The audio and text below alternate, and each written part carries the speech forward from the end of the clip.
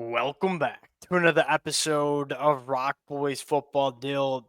This Florida Gators football program playing some really good football down the stretch in 2024. And I think what excites me the most are the players that are playing good football down the stretch in 2024. A lot of these guys are some of the young talent on this roster. And, DJ Lagway and Jaden Baugh to an extent, they'll get the national media attention. But that kind of permeates throughout this Florida Gators roster. I mean, you look at the offensive line, that's where we're going to start. You're starting to see some really good things from some young cats on the offensive line. You go over to the defensive side of the football, all three levels, getting really good play from some of the youngsters on this team. I don't want to get into the Billy Napier discussion because I know Florida Gator fans are kind of all over the place in terms of how they and what they feel in that situation. I totally get it. Like, let's just take a step back and appreciate some of the young talent that's playing some really, really good ball for this Florida Gators program. Fired up to get into it. Now, before we do, and as always, the Florida Gator fans have been rocking with the boys through the highs and the lows. We appreciate you guys. It's been fun talking this team, even when we're talking about Billy Napier and who's going to come in and be next head coach in 2025. Appreciate you guys rocking with it. If y'all do enjoy the content, consider subscribing to the channel. Much more importantly, though we're probably not going to hit on every single name that deserves to be shouted out, would love to hear from the Florida fans in terms of what players have been kind of standing out to you over the last couple of weeks. And without further ado, look, we're going to get to DJ Lagway. We're going to get to Jaden Baugh. I'm sure Florida fans are well aware of them playing some really good football. Let's start on the offensive line, Dill. That's something that you've been talking about a lot the last couple of weeks. Who's been standing out up there in that front five? I mean, it definitely starts with Najee Harris, and you just look at the Dog. physicality he plays with. That was one thing you felt like you were really missing with the first 2 years under Billy Napier is just big physical offensive linemen who can move guys off the ball. You look at the way they're running the ball. Obviously, Jaden Baugh is having such a good year right now. I think a lot of that does start with this offensive line is simply just playing better football. They're much more physical. You look at another guy like Bryce Love who comes in, gives them good snaps, obviously still rotating in a little bit. But again, those younger players are starting to play good football. Even in a guy like Austin Barber, a bit of an older guy, but he's developing in the way you need him to develop if this Florida team is going to kind of get back to every single offensive lineman on this unit is playing better football than what we saw week one. And I think, again, I'm not going to get into the Billy Napier conversation. Like that's a good sign. Whenever you're evaluating where a program is going, like, are guys getting better over the course of 3 months? We probably didn't see that enough the first 2 years. I will say, like, this offensive line week one against Miami, disaster. And I was very disappointed in terms of coming out year through with that kind of offensive line. You kind of fast forward to what we just saw against LSU and kind of largely over the last couple of weeks, this unit as a whole playing much better. I would second that with Najee Harris. I remember breaking down some of his film from the 2023 year. Got the start as a true freshman against Charlotte. Said this kid, he's going to be a stud. And he's kind of blossoming to be that kind of guy in 2024. And even at the tackle spot, I'm fired up to see Fletcher Westfall. And Dill, I know you said Caden Jones kind of stood out to you in the spring game. Like that young pipeline of offensive line talent, it seems to be kind of getting there for this Florida Gators program here. Because you look, the past couple of years, you just haven't had tackle bodies. I mean, you look at what they've been having to play out there. They're just not guys who, like, athletically are ever going to be what you need to be as offensive tackles. Again, you kind of look at even the way Austin Barber's starting to play much better football, I feel like, from him. Westfall, obviously, is one of those guys who I feel like is going to be super important for this Florida team. And a guy like Caden Jones, maybe not a guy who Florida fans are would be knowing from the recruiting trail like they would know if Fletcher Westfall, but a guy who, if you go to that spring game again, looks the part as a tackle, looks like he could really blossom into something. Now, again, we'll certainly still need to see him develop into it, but at least the physicality, the body type, it's right. Yeah, last year it didn't take you very long to know that Damian George really couldn't play tackle. Florida didn't have a choice. They just had to trot him out there, and it was a disaster pretty much all of 2023. It's gotten much better in 2024. Dill, let's dive into the main event, DJ Lagway. This kid probably throws the best deep ball across the country. Name me a quarterback that throws a better deep ball than DJ Lagway. And Dill, this not just me kind of eyeball testing it. My eyeballs ain't great. You go to PFF. 99.4 passer rating, 20+ yards down the field. That he's completing 66% of his passes 20+ yards. That's higher than his completion percentage, period. Now, I think for DJ Lagway, what excites Florida fans the most is, one, you saw him play a really good football game against LSU, not really being 100, clearly not 100%. They didn't run him one time against LSU. And I think secondly, he's got all the hard stuff down. Like all the stuff that you can't really teach, you either have or you don't. DJ Lagway clearly has it. What happens going into 2025 when he starts cleaning up some of the easy stuff, right? Setting his feet, making some of those short intermediate. I'm not going to make the Jalen Milroe comp, but I feel like we kind of had that same conversation with Jalen Milroe last year, where some of the easy stuff like looked too hard for him, and then some of the really hard stuff looked easy. But Jalen Milroe was a third-year guy. Like DJ Lag was a true freshman. You kind of think some of that stuff's going to get better if he cleans up some of the composure in the pocket is something that I kind of look at and think like, okay, we can make some comps to some other guys who have like supreme talent, but not a lot of guys. Like, I mean, he processes quickly. Like, again, LSU was, again, I think the offensive line played solid in that game for sure. But even when there were moments of pressure, like that ball, I think late to Badger, like there was a lot of pressure on him, steps up and just throws through it. Like, again, he's a quick processor. I feel like really, really talented, of course, but that composure in the pocket, it's something you look at some of the other freshmen across the country playing right now. They don't all have that. No, Dylan Raiola is just running in the sacks like it's his job in Nebraska. And like not trying to like take a shot at him, but that's something that, freshmen normally, you see some growing pains, so to speak. Like DJ Lag was kind of through some of those growing pains in terms of managing the pocket. Now you still see him, there are only 4 turnover worthy plays on the year. And that's 14 big time throws. Like that's a ludicrous, big time throw to turnover worthy play metric. You saw him kind of throw into that underneath coverage, just didn't see the linebacker sinking back. That's going to happen. True freshman stuff. That even happens to some really good quarterbacks. But man, the ceiling for DJ Lagway is so high. And then you go to the running back room and say you got just as much of a stud in Jaden Ball, who we kind of knew in that spring game. Like it didn't take you long to feel like, all right, he's going to play as a freshman. We weren't really sure how much with Montrell Johnson. Montrell Johnson goes down, struggling with the injuries. Jaden Ball gets the opportunity. It's the perfect blend between I'm 230 pounds, I can run behind my pads, I can be extremely physical working downhill, but I'm also, for a 230-pound running back, the ability to make people miss. He's got what?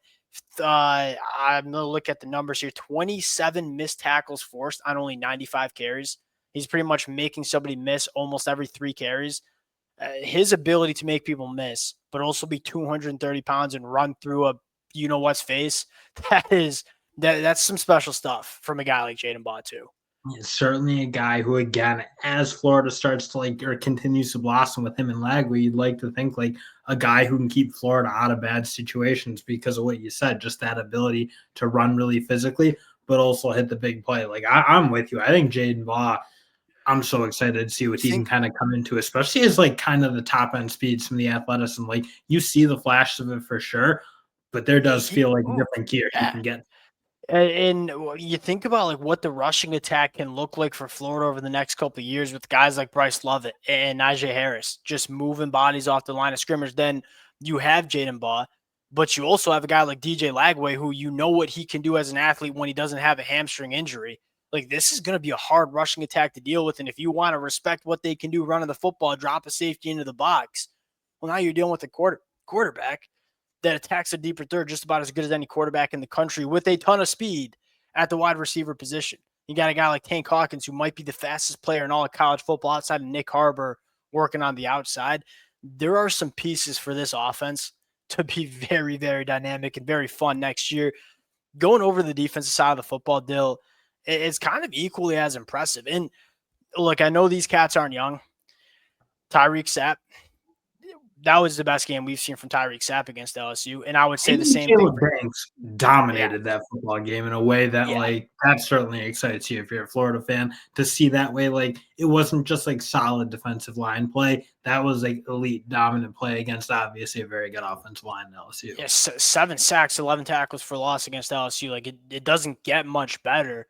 But even some of the young cats, George Gums, again, not necessarily a young cat, Love him. Man, like if you can get some of these guys back in 2025, like this front seven, because we're going to talk about the linebackers. And I don't even know how they keep all these linebackers because there's so many good young linebackers in this room. Coach Roberts doing a great job with the backers, I think. But this defensive line, you can even go to guys like TJ Searcy, Cam James. The only guy that you wish you seen more from is Kelby Collins. And I don't love what they're doing with Kelby Collins. And I'm willing to give him, if he doesn't transfer out, like a third year to maybe just because he was a tweener coming in. And I just don't think they knew what they wanted to do with him yet. And I think they kind of screwed it up this year. We'll see what Kelby Collins looks like in year 3 as they kind of figure out how to fit him in. But there's a lot of young talent. You could even point to guys like Mackay or Dontre Robinson, as true freshmen that are playing good ball too. And Dontre Robinson's a guy who I feel like you've seen the flashes, like almost like we were talking about with Chris McClellan. Now, Chris McClellan never really took the step in his sophomore year. Yeah, He's yeah. kind of taken a little bit now at Missouri, but again, if you can get him rolling in the way that you like, again, you saw the athleticism and a guy who certainly probably still needs to put some play strength on and get like a little bit stronger. It doesn't feel like he's quite there yet. Yep. But again, has some good athleticism, getting into gaps, like some of those things what you want your defensive tackles to at least have in their bag to be able to be disruptive. I feel like you've seen some good moments from Robinson. Yeah. Now moving back to the linebackers, like obviously we kind of knew Shamar James, and Shamar James might go to the NFL because there's a reason for him to come back, and that is, I think you can be like a top 50 pick if you come back and put it all together. But he's also a guy that I think the NFL will love because it just doesn't get better in terms of the physical traits this kid brings to the table. Pop Howard, Jaden Robinson. And then you look at the two true freshmen, Miles Graham and Aaron Childs. This the kind of how we thought it'd play out, where Miles Graham was the more both awesome prospects. We loved them both in 2024. Miles Graham was a little bit more the day one ready guy. Like you kind of knew he came in early. You saw him making, and it's like, all right, we know Miles Graham's going to be a guy that plays year one. Aaron Childs, maybe a little bit of a slower burn, but arguably has a higher ceiling. Like, how do you, I guess I shouldn't say how do you keep them all, but the young linebacker core for Florida going into 2025 is from a pure talent standpoint. Like it does not. Maybe Georgia beats you out in terms of young talent linebacker, but there's not many other programs in terms of young talent got it better than what Florida's seen the last couple of weeks. Especially with the things you've seen, like I've been really impressed with Grayson Howard. Especially, I think he's played really good football at times. Especially playing with a little more play speed than that was the one thing you go back to the South Carolina days where the concerns. It's like, man, you see the kind of traits at least like big, long, athletic linebacker, but just wasn't playing very fast. Like you're seeing him get sideline to sideline, being able to chase jet sweeps down. Some of those things that just he wasn't really doing at South Carolina. You're starting to see a little bit with the Gators. Pop Howard was a guy that needed to click between the ears. Like we all knew Pop Howard is a physical traits guy. Like it doesn't get better.